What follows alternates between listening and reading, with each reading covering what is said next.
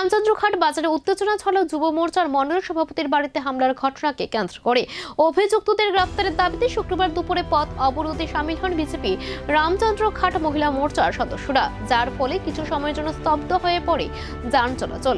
ঘটনার সূত্রপাত গত বৃহস্পতিবার সকালে। অভিযোগ, রামচন্দ্রঘাট যুব মোর্চার মণ্ডল সভাপতি রূপক ঘোষের বাড়িতে একদল দুষ্কৃতিকারী অতর্কিত হামলা চালায়।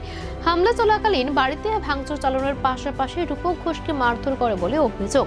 শুধু তাই নয়, এই হামলায় রূপক ঘোষের বৃদ্ধা মা ও রেহাইও পাননি বলে অভিযোগ উঠেছে। তাকেও নির্মমভাবে মারধর করা হয়েছে বলে দাবি পরিবারে। এই ঘটনার প্রতিবাদে এবং অভিযুক্তদের অবিলম্বে গ্রেফতারের দাবিতে শুক্রবার দুপুর 12টা নাগাদ রামচন্দ্রঘাট বাজার এলাকায় সড়ক অবরোধে নামেন বিজেপি মহিলা মোর্চার সদস্যরা। পথ অবরোধের জেরে বাজার এলাকায় যান চলাচল সম্পূর্ণ স্তব্ধ হয়ে পড়ে। আন্দোলনকারীদের দাবি, যতক্ষণ না প্রকৃত দোষীদের গ্রেফতার করা হচ্ছে ততক্ষণ তাদের এই আন্দোলন চলবে। খবর পেয়ে দ্রুত ঘটনাস্থলে পৌঁছায় পুলিশ বাহিনী। পুলিশ আন্দোলনকারীদের সঙ্গে কথা বলে পরিস্থিতি নিয়ন্ত্রণে আনার চেষ্টা করে। শেষ খবর পাওয়া পর্যন্ত এলাকায় উত্তেজনা থাকলেও পরিস্থিতি নিয়ন্ত্রণে রয়েছে। ঘটনার সুষ্ঠু তদন্ত ও দোষীদের দৃষ্টান্তমূলক শাস্তির দাবি জানিয়েছে স্থানীয় বিজেপি নেতৃত্ব।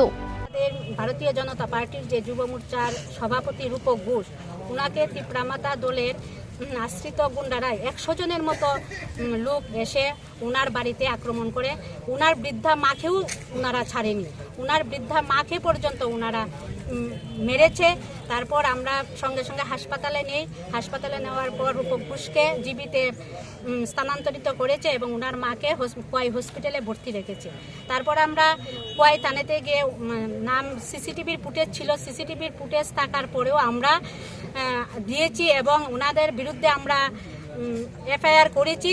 আমরা থানাকে আমরা জানিয়েছিলাম যে যদি আজকের সকাল 9টার ভিতরে আসামি গ্রেপ্তার না করে তাহলে আমরা আন্দোলনে যাব, আমরা সড়ক অবরোধ করব। কিন্তু আমরা দেখলাম যে আজকে 9টা পেরিয়েছে, ওনারা কোনো আসামি গ্রেপ্তার করেনি। তার জন্য এই পরিপ্রেক্ষিতে আমরা আজকে রাস্তায় বসেছি। আর যদি আসামি গ্রেপ্তার না করে তাহলে এর চেয়েও আমরা বৃহত্তর আন্দোলনে আমরা যাব।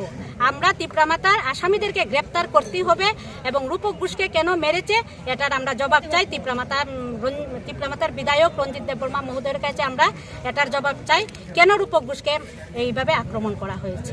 এটার জন্য আমরা আজকে পথ অবরোধে বসেছি।